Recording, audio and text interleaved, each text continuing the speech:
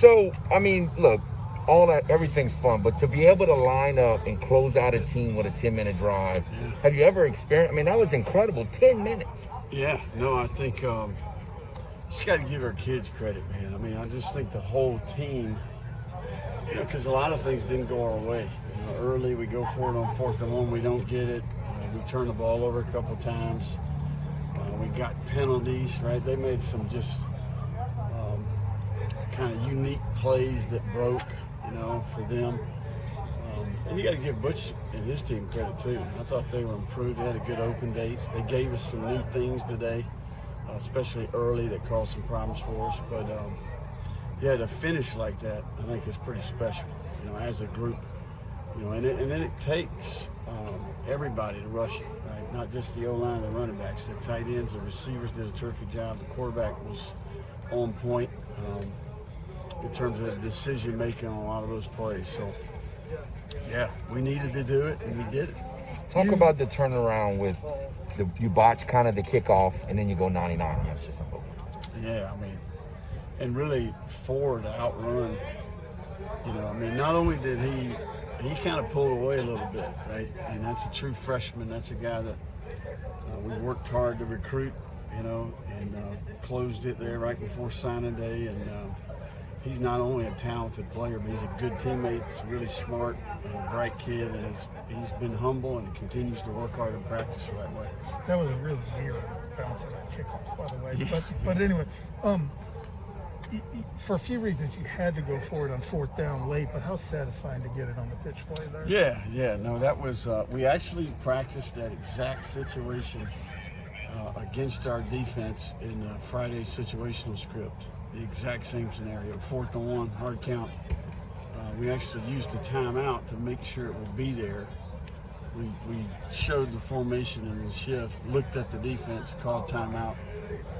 They went back to their sneak defense, and then we went with the toss play. So we've been holding that one in our pocket for a while. We've run it before.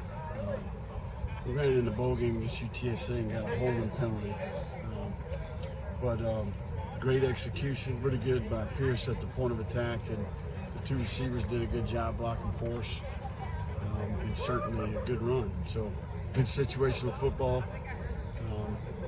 And satisfying to execute it when it mattered.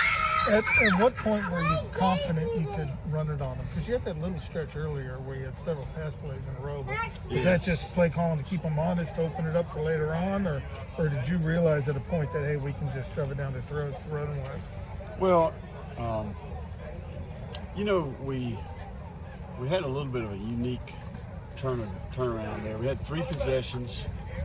And then we had a 1-play 99-yard drive, and then we had a 2-minute possession before the half. So we had two of our 5 possessions in the first half were really not traditional possessions, so you didn't have a lot of sample size. But these guys, we felt like the matchups were good,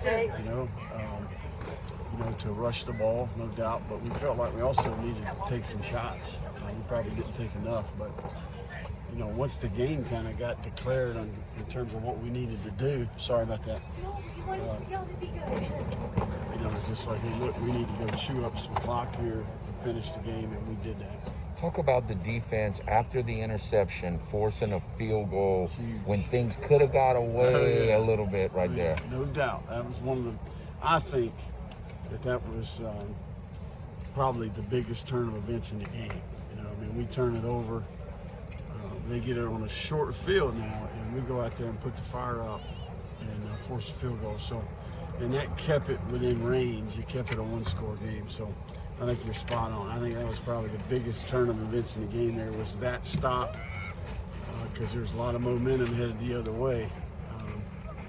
So, no doubt, I'm with you on that. And then Chris bouncing back. He had a fumble, which is not good, but he really played well after that. Yeah, and. I just think that's a microcosm of the whole group, right? I mean, we made mistakes tonight. They made some plays. You got to give them some credit. But we played through all those things, and we answered when we needed to, man. I'm just proud of our kids, the poise, the mental toughness. That's the thing I would say about our crew is played a lot of ball. And I think that they really understand what's going on out there and why maybe they can tell you what happened, why it happened, and what they need to do to fix it. So Sunbelt West win, up here in Jonesboro, man. I mean, it's a tough place to come play. Certainly the history is a good indicator of the future. And I've been saying in the building all week, like, look, I can't figure out what the problem is. They got them. Yeah. They got players. I know there's stats and record didn't indicate, but you watch them play out there, and they got players out there. I think they had a good open date. I think they're a first-year staff. And certainly they put it together tonight, made it hard on us at times.